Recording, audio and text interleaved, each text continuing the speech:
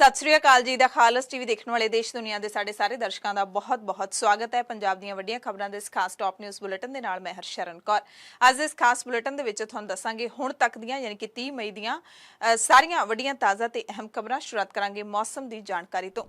मौसम की भविष्यवाणी के मुताबिक मंगलवार नूं भी पंजाब हरियाणा के कई हिस्सों के मींह पिया। 31 मई और 1 जून नूं भी भारतीय मौसम विभाग ने पंजाब सने पूरे उत्तरी भारत में कई थावां ते हल्का मींह पैण दी पेशीनगोई जारी की है। 30 तो 40 किलोमीटर प्रति घंटा की रफ्तार के नाल तेज हवावां चलन की पेशीनगोई भी जारी की गई है। इस मींह के नाल तपदी गर्मी दे विच लोकां नूं राहत मिली है। जिन्हां ने झोना बीजना है उन्हां दे लई इह मींह है जिहड़ा ओह देसी घिओ वर्गा काम कर रहा है। हालांकि नरमे की काश्त करने वाले किसानां दे लई थोड़ी बहुती मुश्किल तां जरूर आउंदी है, पर भविख दे लई ठीक ही रहिंदा है। आत्म सन्मान दे नाल समझौता करके जिउणा भी की जिउणा। बिना शक मैडल साडी जान ने ते साडा सन्मान ने, किसे होर नूं वापस नहीं कर सकदे ते अपने कोल भी नहीं रख सकदे, क्योंकि साडा सन्मान ही इत्थे खत्म कर दिता गया है। इस करके मंगलवार शाम नूं 6 वजे असीं अपने सारे तगमे गंगा दे विच वहा के इंडिया गेट ते मरण वर्त ते बैठ जावांगे। हुण जिउण दी कोई तुक नहीं रही। मुल्क की राजधानी दिल्ली दे विच कुश्ती फेडरेशन के साबका प्रधान बृजभूषण सिंह के खिलाफ 1 महीने तो वध समय तो हड़ताल ते बैठे पहलवानों ने अपने तगमे गंगा नदी दे विच सुट्टण दा ऐलान किया है। देश के नामी पहलवान बजरंग पूनिया, साक्षी मलिक और विनेश फोगाट ने केंद्र सरकार तो निराश होकर कहा कि अज शाम 6 वजे हरिद्वार दे विच गंगा च असीं अपने कौमांतरी और ओलंपिक्स तगमिਆਂ ਨੂੰ सुट देवांगे। बजरंग पूनिया, साक्षी मलिक, विनेश फोगाट सने सारे पहलवानों ने इस ऐलान दे नाल सहमति जताई है कि तगमे साडी जान ते साडी आत्मा ने, इन्हां तो बिना जिंदगी कुछ भी नहीं है। इसे करके तगमे गंगा विच सुट्टण तो बाद असीं इंडिया गेट ते मरण वर्त ते बैठ जावांगे। देश के शहीदां दी यादगार ते अपने प्राण त्याग देवांगे। उन्होंने कहा कि अपवित्र तंत्र अपना काम कर रहा है ते असीं अपना। हुण देश की जनता ने फैसला करना है कि उसने धीआं दे नाल खड़ना है जां फिर सफेद पोश तंत्र दे नाल। दरअसल जदों लंघे एतवार 28 मई नूं देश की नवीं संसद भवन का उद्घाटन होया सी तां बजरंग पुनिया, साक्षी मलिक ते विनेश फोगाट इस दिन नवीं संसद वाल मार्च करन तो बाद इत्थे महिला महापंचायत करना चाहुंदे सी तां कि सरकार उन्हां दी आवाज़ सुने। किसान भी उन्हां दा साथ दे रहे सी, पर पुलिस ने इन्हां नूं मार्च करन तो रोक दिता, हिरासत विच लै लिया। जंतर मंतर ते लगे उन्हां दे टेंट जबरदस्ती उखाड़ दिते। उत्थे हुण पुलिस दा वड्डा पैरा है, मीडिया भी नहीं जा सकदा ते जंतर मंतर ते इन्हां नूं धरना लाउण दी भी इजाजत नहीं है। ते पुलिस दी कार्रवाई दे तीसरे दिन मंगलवार नूं पहलवानां ने बयान जारी करके कहा कि हुण सानूं इह तगमे नहीं चाहिए, क्योंकि इन्हां नूं पहन के सानूं मास्क बना के इह तिखा चिट्टा सिस्टम सिर्फ प्रचार करदा है, साडी गल नहीं सुणदा।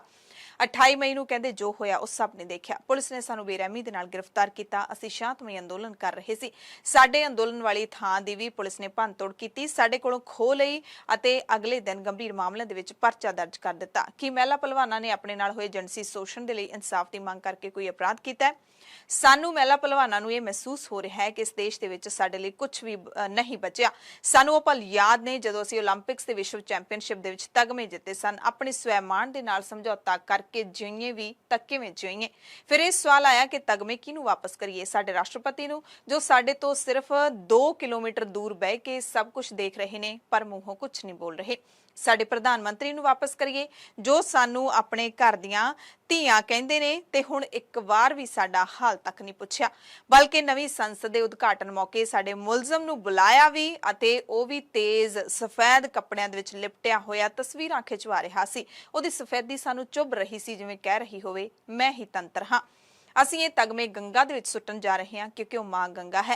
ਅਸੀਂ गंगा ਨੂੰ जिन्ना पवित्र ਮੰਨਦੇ ਹਾਂ ਉਹਨਾਂ ਹੀ पवित्र ਅਸੀਂ ਮਿਹਨਤ ਕਰਕੇ ਇਹ ਮੈਡਲ ਹਾਸਲ ਕੀਤੇ ਨੇ। ਸੋ ਪਹਿਲਵਾਨਾਂ ਦੇ ਇਸ ਐਲਾਨ ਤੋਂ ਬਾਅਦ ਜ਼ਾਹਿਰ ਤੌਰ ਤੇ ਹਰ ਦਿਲ ਦੁਖੀ ਹੋਵੇਗਾ। ਸਰਕਾਰ ਦਾ ਦਿਲ ਕਦੋਂ ਦੁਖੀ ਹੋਏਗਾ ਇਸ ਦੀ ਉਡੀਕ ਹੈ। ਪਤਾ ਨਹੀਂ ਕਿੰਨੀ ਮਜਬੂਰੀ ਦੇ ਵਿੱਚ ਉਹਨਾਂ ਨੂੰ ਇਹ ਕਦਮ ਚੁੱਕਣਾ ਪਿਆ ਹੋਵੇਗਾ। ਤੁਸੀਂ ਜਿਹੜੀ ਤੁਹਾਡੀ ਜ਼ਿੰਦਗੀ ਦੀ ਕਾਮਯਾਬੀ ਹੈ ਉਸ ਦੇ ਵਿੱਚ ਤੁਸੀਂ ਬੁਲੰਦੀਆਂ ਹਾਸਲ ਕੀਤੀਆਂ ਨੇ ਤੇ ਬੁਲੰਦੀਆਂ ਦੇ ਉੱਤੇ ਜਾ ਕੇ ਜੋ ਤੁਹਾਨੂੰ ਉਹਦੇ ਬਦਲੇ ਸਨਮਾਨ ਮਿਲਿਆ है उसनूं सुट्टण दा जिहड़ा जिगरा है वो कढना बहुत औखा हुंदा है। किन्ना मजबूर होकर इंसान ये करदा होवेगा ते साडे पहलवान कर रहे ने। ते जे इन्हां दे तगमे गंगा दे विच वहाउण दा समां भी सरकार ने निकल जाण दित्ता फिर तां कहांगे कि इस मुल्क दा इस सरकार दा रब ही रखा। सोचण लई मजबूर होना पवेगा कि आखिर इन्नी सख्ती दे नाल कोई अखां मीच के किवें बैठ सकदा है कि खुल्लण ही ना। इन्नी सख्ती दे नाल अख किवें कंन किवें बंद कीते जा सकदे ने कि उन्हां नूं सुणना ही बंद हो जावे? सवाल साडे कन्नां दे विच ਵੱਜ ਰਹੇ ਨੇ। ਓਲੰਪਿਕ ਤਗਮਾ ਜੇਤੂ ਸਾਕਸ਼ੀ ਮਲਿਕ ਨੇ ਮਹਿੰਦਰ ਸਿੰਘ ਧੋਨੀ ਦੀ ਕਪਤਾਨੀ ਦੇ ਵਿੱਚ ਚੇਨਈ ਸੁਪਰ ਕਿੰਗਸ ਦੀ ਜਿੱਤ ਤੇ ਵਧਾਈ ਦਿੰਦੇ ਹੋਏ ਆਪਣਾ ਦੁੱਖ ਵੀ ਪ੍ਰਗਟ ਕੀਤਾ। ਟਵੀਟ ਲਿਖਿਆ ਸਾਕਸ਼ੀ ਮਲਿਕ ਨੇ ਮਹਿੰਦਰ ਸਿੰਘ ਧੋਨੀ ਜੀ ਅਤੇ ਚੇਨਈ ਸੁਪਰ ਕਿੰਗਸ ਨੂੰ IPL 2023 ਜਿੱਤਣ ਦੇ ਲਈ ਵਧਾਈ। ਅਸੀਂ ਖੁਸ਼ ਹਾਂ ਕਿ ਕੁਝ ਖਿਡਾਰੀਆਂ ਨੂੰ ਤਾਂ ਉਹ ਪਿਆਰ ਤੇ ਸਨਮਾਨ ਮਿਲ ਰਿਹਾ ਜਿਸ ਦੇ ਉਹ ਹੱਕਦਾਰ ਨੇ। ਸਾਡੇ ਲਈ ਕਹਿੰਦੇ ਇਨਸਾਫ ਦੀ ਲੜਾਈ ਹਾਲੇ ਵੀ ਜਾਰੀ ਹੈ। ਸੋ ਇੱਕ ਪਾਸੇ ਪਹਿਲਵਾਨਾਂ ਦਾ ਇਹ ਐਲਾਨ ਹੈ, ਦੂਸਰੇ ਪਾਸੇ ਸੰਯੁਕਤ ਕਿਸਾਨ ਮੋਰਚੇ ਨੇ ਵੀ 5 ਜੂਨ ਨੂੰ ਬ੍ਰਿਜ ਭੂਸ਼ਣ ਸ਼ਰਨ ਸਿੰਘ ਦੇ ਪੂਰੇ ਮੁਲਕ ਦੇ ਵਿੱਚ ਪੁਤਲੇ ਫੂਕਣ ਦੀ ਤਿਆਰੀ ਖਿੱਚ ਲਈ ਹੈ। ਸੋਮਵਾਰ ਰਾਤ ਨੂੰ ਸੰਯੁਕਤ ਕਿਸਾਨ ਮੋਰਚੇ ਦੀ ਤਾਲਮੇਲ ਕਮੇਟੀ ਦੀ ਆਨਲਾਈਨ ਮੀਟਿੰਗ ਹੋਈ। ਮੀਟਿੰਗ ਵਿੱਚ ਪਹਿਲਵਾਨ ਐਕਸ਼ਨ ਕਮੇਟੀ ਦੇ ਨੁਮਾਇੰਦੇ ਬਜਰੰਗ ਪੂਨੀਆ ਵੀ ਖਾਸ ਤੌਰ ਤੇ ਸ਼ਾਮਲ ਹੋਏ। ਬਜਰੰਗ ਨੇ ਕਿਹਾ ਕਿ ਪਹਿਲਵਾਨਾਂ ਦੀ ਵਰਕਿੰਗ ਕਮੇਟੀ ਆਪਣੇ ਸੰਘਰਸ਼ ਦੀ ਹਮਾਇਤ ਵਿੱਚ SKM ਯਾਨੀ ਕਿ ਸੰਯੁਕਤ ਕਿਸਾਨ ਮੋਰਚੇ ਦੇ ਫੈਸਲਿਆਂ ਦਾ ਪੂਰਾ ਸਮਰਥਨ ਕਰੇਗੀ।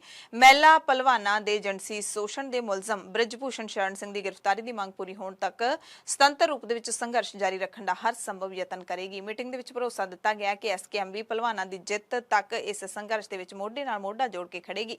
ਫੈਸਲਾ ਹੋਇਆ ਕਿ ਜੂਨ ਮਹੀਨੇ ਦੇ ਵਿੱਚ ਭਾਰਤ ਦੇ ਸਾਰੇ ਜ਼ਿਲ੍ਹਿਆਂ ਤੇ ਤਹਿਸੀਲ ਕੇਂਦਰਾਂ ਤੇ ਵੱਡੇ ਪ੍ਰਦਰਸ਼ਨ ਕੀਤੇ ਜਾਣਗੇ। ਪੁਤਲੇ ਫੂਕਣ ਦਾ ਸੱਦਾ ਦਿੱਤਾ ਜਾਵੇਗਾ ਤਾਂ ਜੋ ਸਾਰੇ ਨਾਗਰਿਕਾਂ ਦੇ ਵਿਰੋਧ ਪ੍ਰਦਰਸ਼ਨ ਕਰਨ ਅਤੇ ਭਾਜਪਾ ਸੰਸਦ ਮੈਂਬਰ ਬ੍ਰਿਜ ਭੂਸ਼ਣ ਦੀ ਗ੍ਰਿਫਤਾਰੀ ਦੀ ਮੰਗ ਕਰਨ ਦੇ ਸੰਵਿਧਾਨਕ ਅਧਿਕਾਰ ਦੀ ਰੱਖਿਆ ਕੀਤੀ ਜਾ ਸਕੇ। ਮੋਰਚਾ ਇਸ ਐਕਸ਼ਨ ਨੂੰ ਵੱਡਾ ਅਤੇ ਸਫਲ ਬਣਾਉਣ ਦੇ ਲਈ ਟ੍ਰੇਡ ਯੂਨੀਅਨਾਂ, ਔਰਤਾਂ, ਨੌਜਵਾਨਾਂ, ਵਿਦਿਆਰਥੀਆਂ ਤੇ ਵਪਾਰੀਆਂ, ਬੁੱਧੀਜੀਵੀਆਂ ਤੇ ਸਮਾਜਿਕ ਅੰਦੋਲਨਾਂ ਸਮੇਤ ਹੋਰ ਸਾਰੇ ਵਰਗਾਂ ਨਾਲ ਤਾਲਮੇਲ ਕਰੇਗਾ। 5 ਜੂਨ ਜਿਸ ਦਿਨ ਬ੍ਰਿਜ ਭੂਸ਼ਣ ਦੇ ਸਮਰਥਨ ਦੇ ਵਿੱਚ ਹਿੰਦੂਵਾਦੀ ਫੈਜ਼ਾਬਾਦ ਦੇ ਵਿੱਚ ਰੈਲੀ ਕਰਨ ਜਾ ਰਹੇ ਨੇ, ਬੜੇ ਸ਼ਰਮ ਦੀ ਗੱਲ ਹੈ ਕਿ ਉਸ ਮੁਲਜ਼ਮ ਦੇ ਖਿਲਾਫ ਜਿਸ ਦੇ ਉੱਤੇ 7 ਮਹਿਲਾ ਪਹਿਲਵਾਨਾਂ ਨੇ ਜਿਣਸੀ ਸ਼ੋਸ਼ਣ ਦੇ ਦੋਸ਼ ਲਾਏ ਨੇ, ਛੇੜਛਾੜ ਦੇ ਦੋਸ਼ ਲਾਏ ਨੇ, ਉਸ ਦੇ ਹੱਕ ਦੇ ਵਿੱਚ ਹਿੰਦੂਵਾਦੀ ਰੈਲੀ ਕਰਨ ਜਾ ਰਹੇ ਨੇ।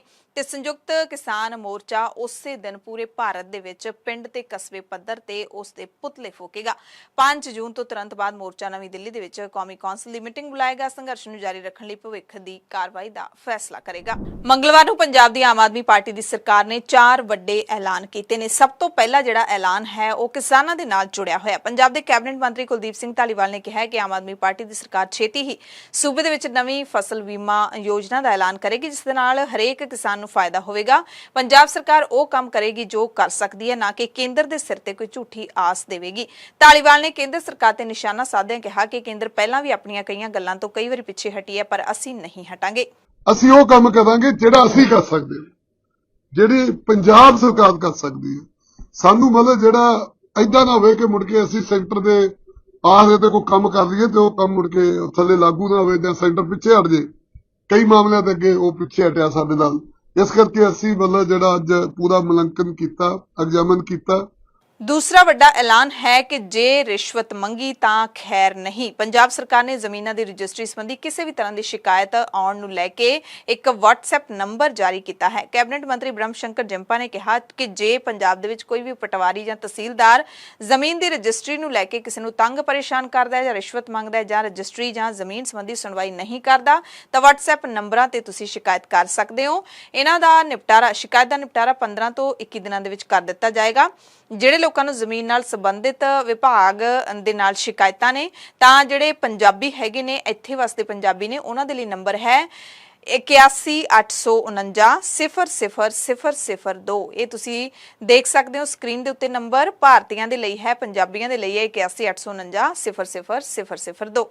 ਜੇ ਤੁਸੀਂ ਬਾਹਰ ਰਹਿੰਦੇ ਪੰਜਾਬੀ ਹੋ, ਵਿਦੇਸ਼ਾਂ 'ਚ ਰਹਿੰਦੇ NRI ਪੰਜਾਬੀ ਹੋ ਤਾਂ ਤੁਹਾਡੇ ਲਈ ਨੰਬਰ ਹੈ 94,641,00,168। ਇਸ ਤੋਂ ਪਹਿਲਾਂ ਤੁਹਾਨੂੰ ਭਾਰਤ ਦਾ ਜਿਹੜਾ STD ਕੋਡ ਹੈ ਉਹ ਜ਼ਰੂਰ ਲਾਉਣਾ ਪਵੇਗਾ। ਇਸ ਦੇ ਨਾਲ ਹੀ ਪੰਜਾਬ ਦੇ ਵਿੱਚ ਪਟਵਾਰਖਾਨੇ ਤੇ ਤਹਿਸੀਲਾਂ ਦੀ ਭਾਸ਼ਾ ਨੂੰ ਵੀ ਆਉਣ ਵਾਲੇ ਸਮੇਂ 'ਚ ਪੰਜਾਬੀ ਭਾਸ਼ਾ ਵਿੱਚ ਤਬਦੀਲ ਕੀਤਾ ਜਾਏਗਾ। ਹਾਲਾਂਕਿ ਪਹਿਲਾਂ ਉਰਦੂ ਅਤੇ ਫਾਰਸੀ ਭਾਸ਼ਾ ਦੀ ਹੀ ਵਰਤੋਂ ਕੀਤੀ ਜਾਂਦੀ ਹੈ। ਇਹਦੇ ਨਾਲ ਆਮ ਲੋਕ ਨੇ ਜਿਹੜੇ ਉਹ ਰਜਿਸਟਰੀ ਦੇ ਸ਼ਬਦਾਂ ਨੂੰ ਸਮਝਣ ਦੇ ਵਿੱਚ ਔਖੇ ਹੁੰਦੇ ਸੀ, ਪਰ ਹੁਣ ਜਦੋਂ ਪੰਜਾਬੀ ਭਾਸ਼ਾ ਦੇ ਵਿੱਚ ਸਭ ਕੁਝ ਹੋ ਜਾਏਗਾ ਤਾਂ ਉਹਨਾਂ ਨੂੰ ਪੜ੍ਹਨਾ ਸੌਖਾ ਹੋ ਜਾਊਗਾ। ਰਜਿਸਟਰੀ ਦੇਖ ਕੇ ਸਮਝ ਸਕਣਗੇ ਕਿ ਉਹਨਾਂ ਦੇ ਨਾਮ ਤੇ ਜ਼ਮੀਨ ਕਿਵੇਂ ਲਿਖੀ ਗਈ ਹੈ, ਕਿੰਨੀ ਲਿਖੀ ਗਈ ਹੈ ਤੇ ਕੀ ਲਿਖਿਆ ਗਿਆ। ਤੀਸਰਾ ਵੱਡਾ ਐਲਾਨ ਮੁਲਾਜ਼ਮਾਂ ਨੂੰ ਸਖਤ ਚੇਤਾਵਨੀ ਦੇਣ ਦਾ ਹੈ। ਪੰਜਾਬ ਦੇ ਕੈਬਨਿਟ ਮੰਤਰੀ ਡਾਕਟਰ ਇੰਦਰਬੀਰ ਸਿੰਘ ਨਿੱਜਰ ਨੇ ਸਰਕਾਰੀ ਮੁਲਾਜ਼ਮਾਂ ਨੂੰ ਸਖਤ ਚੇਤਾਵਨੀ ਦਿੰਦਿਆਂ ਕਿਹਾ ਕਿ ਜੇ ਕਿਸੇ ਵੀ ਕਰਮਚਾਰੀ ਨੇ ਕੋਈ ਵੀ ਗਲਤ ਕੰਮ ਕੀਤਾ ਤਾਂ ਉਹਦੇ ਖਿਲਾਫ ਸਖਤ ਕਾਰਵਾਈ ਕੀਤੀ ਜਾਵੇਗੀ। ਉਸ ਨੂੰ ਬਾਹਰ ਦਾ ਰਾਹ ਦਿਖਾਇਆ ਜਾਏਗਾ, ਯਾਨੀ ਕਿ ਨੌਕਰੀ ਤੋਂ ਬਰਖਾਸਤ ਕੀਤਾ ਜਾਵੇਗਾ।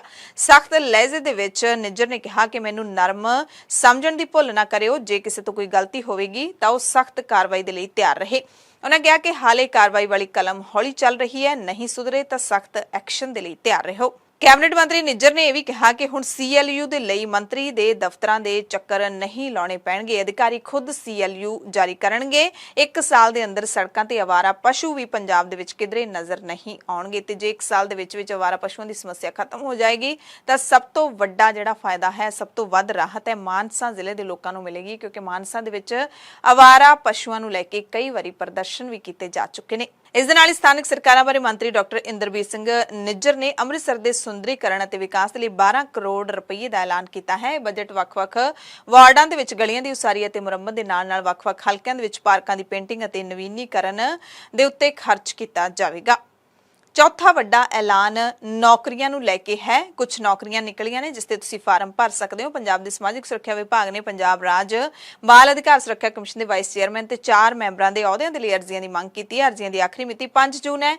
ਸਮਾਜਿਕ ਸੁਰੱਖਿਆ, ਇਸਤਰੀ ਤੇ ਬਾਲ ਵਿਕਾਸ ਮੰਤਰੀ ਡਾਕਟਰ ਬਲਜੀਤ ਕੌਰ ਨੇ ਦੱਸਿਆ ਕਿ ਪੰਜਾਬ ਸਰਕਾਰ ਦੇ ਵੱਲੋਂ ਬਾਲ ਭਲਾਈ ਸਕੀਮਾਂ ਨੂੰ ਪ੍ਰਭਾਵਸ਼ਾਲੀ ਢੰਗ ਨਾਲ ਲਾਗੂ ਕਰਨ ਤੇ ਲੋੜਵੰਦਾਂ ਨੂੰ ਸਮੇਂ ਸਿਰ ਸਹਾਇਤਾ ਯਕੀਨੀ ਬਣਾਉਣ ਦੇ ਲਈ ਬਾਲ ਅਧਿਕਾਰ ਸੁਰੱਖਿਆ ਕਮਿਸ਼ਨ ਦੇ ਲਈ ਇੱਕ ਵਾਈਸ ਚੇਅਰਮੈਨ ਅਤੇ 4 ਮੈਂਬਰ ਨਿਯੁਕਤ ਕੀਤੇ ਜਾਣਗੇ।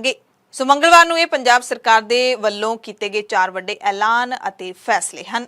ਆਮ ਆਦਮੀ ਪਾਰਟੀ ਦੀ ਸਰਕਾਰ ਚਾਹੇ ਉਹ ਦਿੱਲੀ ਦੇ ਵਿੱਚ ਹੈ ਚਾਹੇ ਪੰਜਾਬ ਦੇ ਵਿੱਚ ਹੈ, ਦੋਵੇਂ ਸਰਕਾਰਾਂ ਇਸ ਵਕਤ ਦਿੱਲੀ ਦੇ ਵਿੱਚ ਆਰਡੀਨੈਂਸ ਦੇ ਮਸਲੇ ਦੇ ਉੱਤੇ ਜੰਗ ਲੜ ਰਹੀਆਂ ਨੇ ਤੇ ਆਮ ਆਦਮੀ ਪਾਰਟੀ ਹੁਣ ਬੁੱਧਵਾਰ ਨੂੰ ਪਾਰਟੀ ਆਗੂਆਂ ਦੀ ਤਾਕਤ ਅਤੇ ਏਕਤਾ ਦਾ ਵੱਡਾ ਪ੍ਰਦਰਸ਼ਨ ਕਰੇਗੀ। ਪੰਜਾਬ ਦੇ ਲੀਡਰ ਖਾਸ ਤੌਰ ਤੇ ਇਸ ਦੇ ਵਿੱਚ ਸ਼ਾਮਿਲ ਹੋਣਗੇ।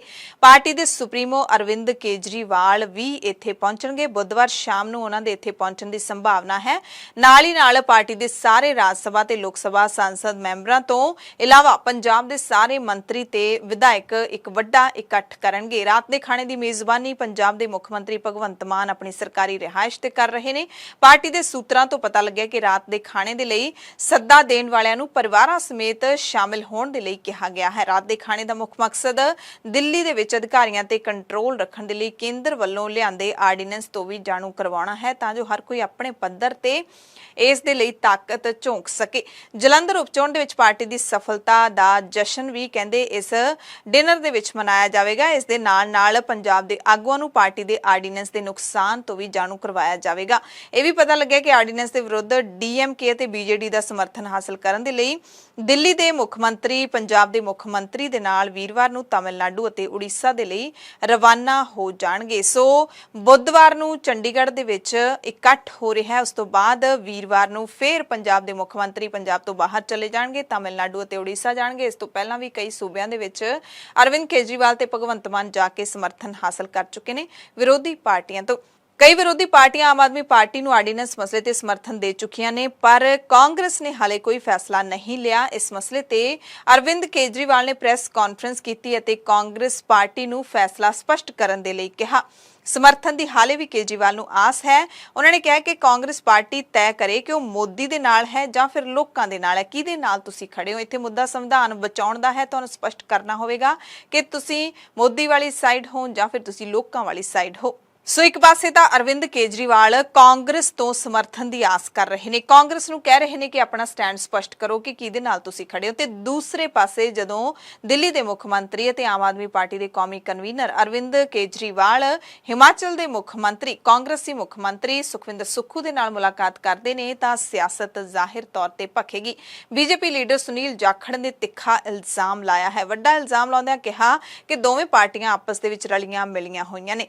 ਜਾਖੜ ਨੇ ਕਿਹਾ ਕਿ ਦੋਵਾਂ ਪਾਰਟੀਆਂ ਦਾ ਅੰਦਰ ਖਾਤੇ ਸਮਝੌਤਾ ਹੋਇਆ ਹੈ। ਕੇਜਰੀਵਾਲ ਤੇ ਹਿਮਾਚਲ ਦੇ ਮੁੱਖ ਮੰਤਰੀ ਸੁੱਖੂ ਦੀ ਮੁਲਾਕਾਤ ਭਵਿੱਖ ਵਿੱਚ ਹੋਣ ਵਾਲੇ ਇੱਕ ਅਪਵਿੱਤਰ ਗੱਠਜੋੜ ਦੀ ਕਹਿੰਦੇ ਇੱਕ ਝਲਕ ਹੈ।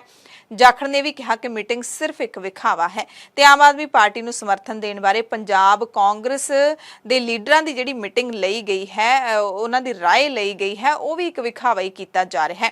ਕਹਿੰਦੇ ਇੱਕ ਪਾਸੇ ਤਾਂ ਇਹਨਾਂ ਦੀ ਪੰਜਾਬ ਵਾਲਿਆਂ ਦੀ ਰਾਏ ਲਈ ਜਾ ਰਹੇ ਨੇ, ਦੂਸਰੇ ਪਾਸੇ ਕੇਜਰੀਵਾਲ ਸੁਖਵਿੰਦਰ ਸੁੱਖੂ ਦੇ ਨਾਲ ਮੀਟਿੰਗ ਕਰ ਰਹੇ ਨੇ। ਇਸ ਦਾ ਕੀ ਮਤਲਬ ਨਿਕਲਦਾ ਹੈ? ਕਹਿੰਦੇ ਸਾਫ਼-ਸਾਫ਼ ਹੈ ਕਿ ਦੋਵੇਂ ਮਿਲੀਆਂ ਹੋਈਆਂ ਨੇ।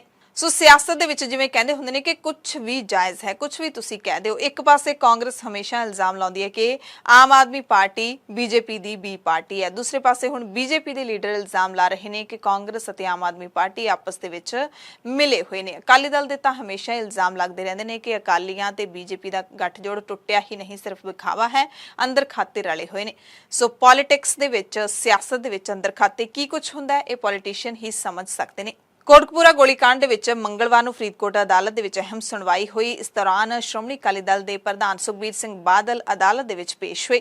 ਸੁਖਬੀਰ ਨੇ ਅਦਾਲਤ ਦੇ ਵਿੱਚ ਨਿੱਜੀ ਤੌਰ ਤੇ ਹਾਜ਼ਰੀ ਲਗਵਾਈ, ਪਰ ਇਸ ਮਾਮਲੇ ਦੇ ਵਿੱਚ ਨਾਮਜ਼ਦ ਹੋਰ ਕੋਈ ਵੀ ਮੁਲਜ਼ਮ ਅਦਾਲਤ ਦੇ ਵਿੱਚ ਪੇਸ਼ ਨਹੀਂ ਹੋਇਆ।